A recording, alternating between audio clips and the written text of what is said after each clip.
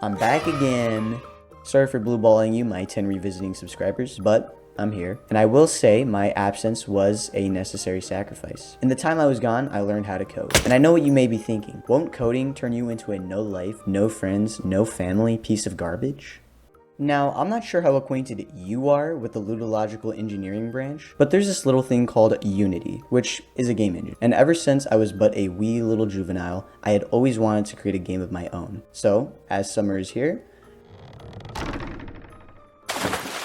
I'm gonna learn how to use Unity, and probably also eventually like everything else that goes into game making, like Blender, but that can come later. As of now, my crappy little Gmod made animations were just fine for my videos. The first step of the journey was to figure out how I was going to start. As Lincoln once said, if you hand me an axe and tell me to chop down that tree over there, I'll spend the first 6 hours, I don't know. I don't remember, but the moral of that little quote is that you need to understand how to learn something before you learn it. So, a while back, I went on Discord because I was interested in making mods for Blade and Sorcery. I found some random person in mod for Blade and Sorcery, and I asked, how do I make mods? They sent me a document on how to mod for BNS, and after scrolling carefully and diligently through this document for about 5 minutes, give or take, I came to a startling conclusion. I went back to the server and responded to Nishka. I was confused, baffled, perplexed even. I didn't understand C#, a coding language that Blade and Sorcery was built on, nor any coding language at all, actually. However, the end was not nigh, because after a bit of time, Nishka gets back to me and sends me a link to the Junior Programmer Unity course. I immediately began work and became a master programmer within weeks. No, I'm just joking. Instead, I began the course, got halfway through Unit 1, and had to stop. My interest in coding came at a relatively inopportune time, as the school year was beginning to wrap up, and more importantly, finals were near. So, I decided to can the idea in the meantime. But after a few months and test taking, summer had finally come. It was time to begin for real. I reopened the course and began Unit 1 again. As I had already been familiar with most of the concepts, I was able to get through fairly quickly, and by the end of it, I had a nice little car that allowed me to drive around. Once I'd finished that, I went on to do the challenge section. It set me up with an airplane and told me to fix it. Now, this airplane wasn't airplaning, so I hacked into its mainframe and fixed it. And I'd say I did a decent job. With the lesson and challenge out of the way, I was introduced to the lab section. In this lab, it gave us a little design document to prepare for what eventually would be our final game, our personal project. This was very exciting, but also very confusing, because the document was just kind of thrown in there, and the section didn't really clarify if we were meant to be working on the final project now or after the unit. Just in case, I quickly whipped up a new project after finishing my design document and added in simple player movement. My plan was to create a game where you're a robber and you must steal donuts from cops. I know, I'm pretty much the most creative person to walk the earth. I wanted to add in a variety of cops, boosts, and even donut types to the mix. The document also had me plan out the creation of my game with like a timeline, which I never really used, but that was nice too. Finally, wrapping up the unit, there was a quiz. I was horrified. I thought I had escaped the tests and quizzes when school went out, but as the brave boy that I am, who isn't afraid of the dark, I continued. I did the quiz, and it was actually very easy. It was 10 questions, this many plus 4, all of which, as long as you did the lesson, anyone could answer. Additionally, this quiz was retakeable, making it a walk in the park. But that was that. Unit 1 was completed. Oh, and also, I neglected to mention this at the start, but this course is broken down into 2 main chunks of content, with 2 extra bits, but they don't really count. The first part is Create with Code 1, and was estimated to be about, 16 hours of content in total. It includes the intro to the course, Unit 1 and Unit 2. Feeling confident and my spirits lifted, I began the next unit. Unit 2 had a very close place in my heart. I look back fondly at launching food at blistering speeds into animals' mouths so violently that they literally evaporate from existence after being hit. It was great. The lesson was very fun, and I learned about using box colliders, rigid bodies, and if statements. I know those terms might be too advanced for you, so I'll stop, as I am a merciful brave boy. The challenge for this unit was fixing a game where you're meant to spawn dogs to catch these balls that fall down randomly. In its initial state, it was a mess, I'm not gonna lie. It was so bad that even Carl D was scared. Okay, let's see. What? The dogs are flying. What? Where are they going? Come back, dogs, no. I was also scared. After seeing flying dogs and a farmer who simply could not get it up, I knew something had to be done. I heroically fixed the game and made everything work properly. With all that fixed, it was time for another lab. This time, it was creating a new project with a bunch of primitives. If you don't know, primitives are basically just placeholders. I opened up the project that I'd created in Unit 1's lab and added in all of the primitives I needed. Along with the primitives, I added in a camera system that would stop the camera from showing the out of bounds area. This took a ridiculously long amount of time, and I think that I was using 100% of my brain throughout it because I had a mad headache afterward, but I was able to get it done in the end. Finishing up Unit 2 was yet another test, and yeah, this one was pretty easy too. Unit 3 is where stuff got more interesting. Now, seeing as I was done with Unit 2, the last unit of Create with Code 1, I was finally moving up into the big leagues, Create with Code 2. Boasting a whopping 27 hours of content, I was quite intimidated, but I didn't let this stop me, because as we've already established, I'm a merciful, brave, handsome boy. So I pushed on and ignored my primal fears. In this unit, the main lesson was creating this project with a little guy who jumps over an assortment of obstacles, sort of like a hurdle jumper.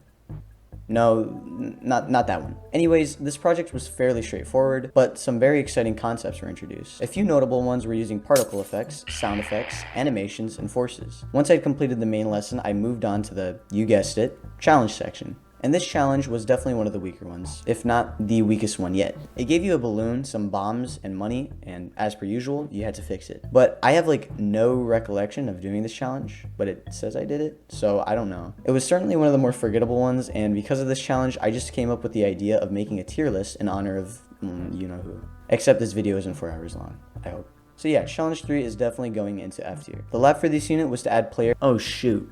I forgot about the other challenges. Here's a unit tier list too. If you're wondering why challenge 2 is in D tier, even though I said it was very fun to me, I lied. I don't like shoving food down unwilling animals' mouths. Unity Learn has a sick sense of humor. The lab for this unit was to add player control to our project. Sillily enough, I had already added player control, so yep. Rather than pass up on this lab, I decided to begin creating the game's AI. As I had no idea what I was doing, I made a very rudimentary AI system, if you could call it that. It just kind of shuffles towards you.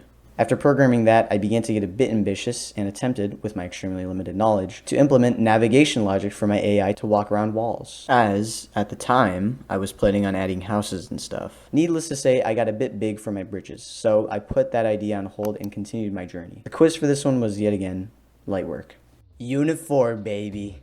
I think this might be one of, if not the best units in the entire course. It set me up with a ball, and eventually, my ball was hitting other balls off the ledge. In this unit, we also created power-ups, which was pretty fun actually. This lesson was super informative, and as a result, I'm putting it in S tier. Carl D himself actually noted that this was one of the most challenging units of the whole shebang, so do with that what you will. This unit is the toughest one in this entire course.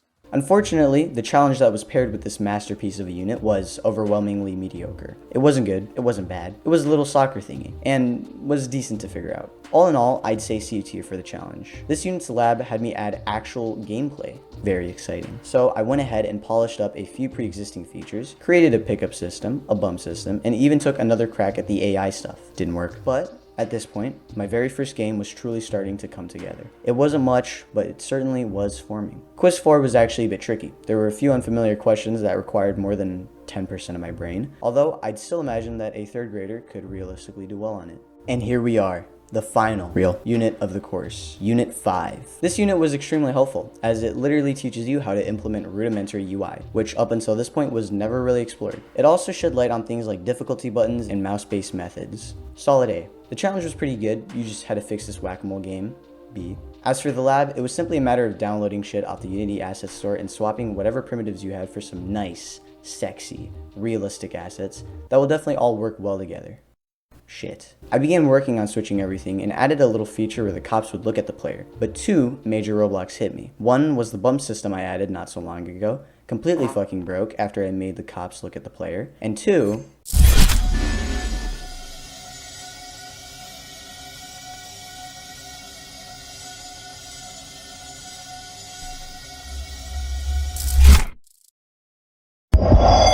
Huh? Where am I? What the fuck? Oh, okay. I'm in Florida. Hey, little guys. Whoa. Oh, shit. What are you looking at, punk? I'm scared. What the fuck is this? Bald guy? What does this do? Oh.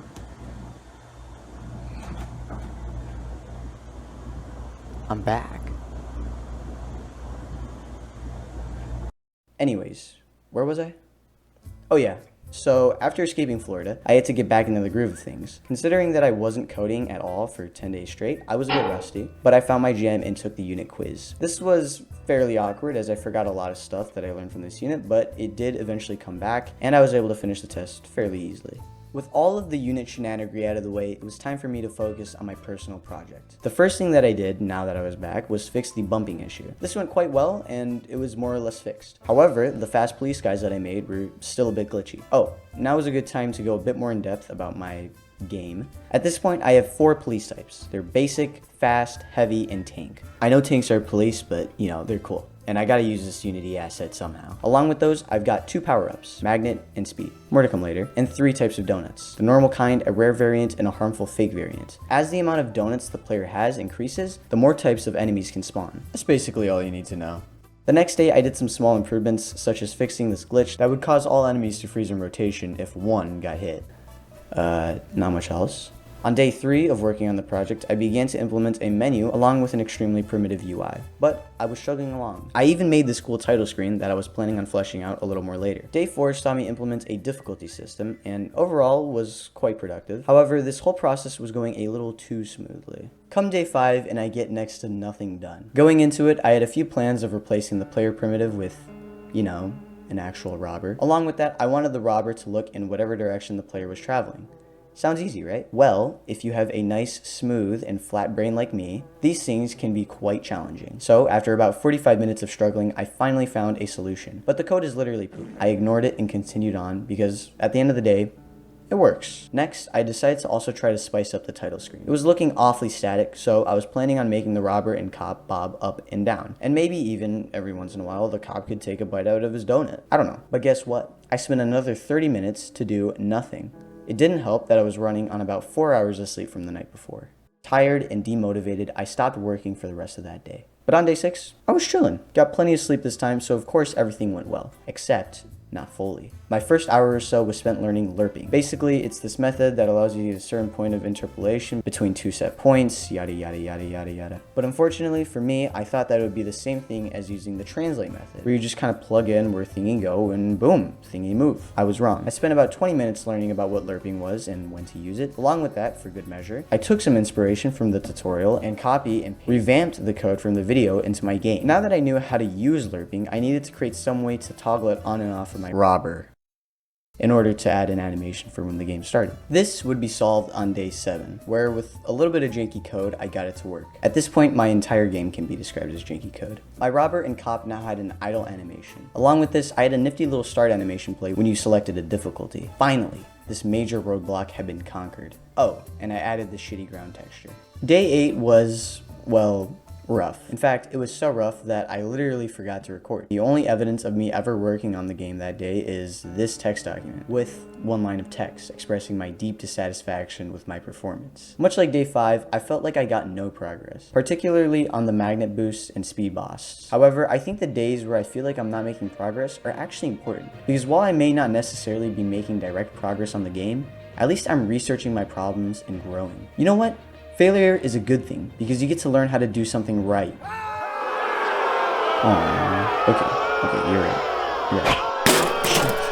Assholes. Anywho, day 9 went well. I created a new grass texture to replace the terrible old one that I got off Google, and made a particle effect for the harmful fake donuts. I also began to work on fixing the boosts, and as I was troubleshooting, began to notice something. Not only were the boosts messed up, but the amount of damage the cops would do, and the donut count were also screwed up. The reason for this was because the collision detector I had running was able to detect a collision multiple times over a few frames. This was a big problem, as sometimes my code would fire off 2 or 3 times rather than just once. This means that if I had, say, a cop that does 5 damage, if the code fires off 2 times, the cop will now do 10 damage. That's math. The worst part was that these multiple detections were essentially random. In order to fix the multiple colliders thing, I got a bit of guidance from some random people posting on forums 3 years ago, and they actually had a very nice solution. As for the boosts, I hadn't figured out how to fix them yet. But on day 10, I was going absolutely crazy. I was a dog in there. First, I solved my issue with the boost not working properly by looking at my previously made speed boost. I thought that rather than using bools, true or false, aka binary, I could use floats, actual numbers, in a separate method. This would take into account if I'm already running a boost coroutine, which would allow the boost to keep going.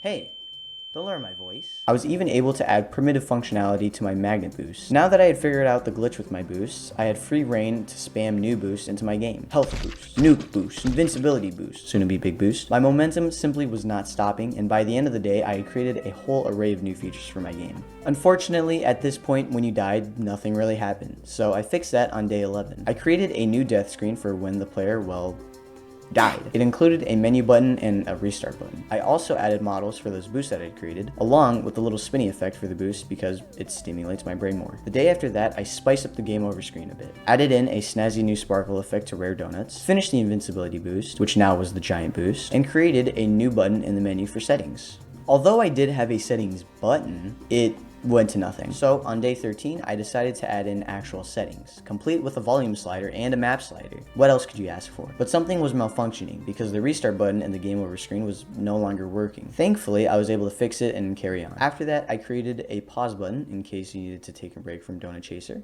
Not that you'd ever need to, as it's literally the best game on earth, but the option is nice. Furthermore, before day 13, there was literally no way to win, so I added a 200 donut requirement to win the game, along with a very well crafted and carefully made win screen.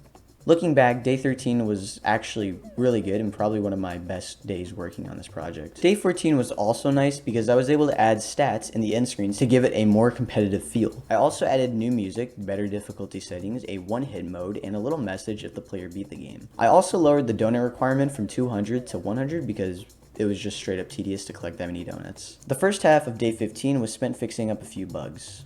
Alright, oh, the pause is not binded to the top right, that's it. That's fine. I can fix that pretty easily. It was not easy. I had to look up a tutorial to help guide me on resizing UI elements to fit the resolution. I ended up fixing it, however, another glitch popped up. The math that I created for my camera earlier was not properly set up for a 16:9 aspect ratio. So I tweaked the values a bit and pretty easily got it to work again. With all those bugs out of the way, it was time to start messing around. I added in a few new assets, such as these ground materials, but the most important asset that I added was the infamous space robot Kyle. I gave him a little dance animation and boom, the windscreen was even better looking. I also added more music, sound effects, and a tutorial. The game was basically finished. And with that, I present to you Donut Chaser.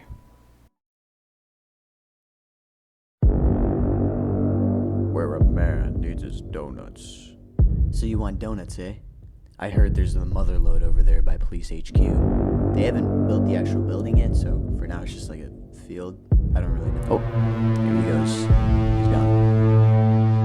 Yeah, this is a pretty nice donut. It's not the biggest one I've seen, though. Dude, did you just take our fucking donut? What the fuck is wrong Calm with you? down, What the actual calm fuck down. is wrong Hey, with you? I'll get him. Stop. I told you to stop. Now you've got me really mad.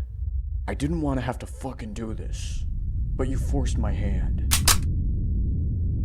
I'm sick and tired of all the crime. I don't even care if I lose my job over this. Yeah, that's really all of it. I ended up doing the last tidbits. They were pretty good. I think I'm gonna give this course a 3.5 out of 5. Pretty solid. I learned a lot from it, but it was a bit confusing sometimes. Also, you can play the game yourself. I left a link for it at the top of the description.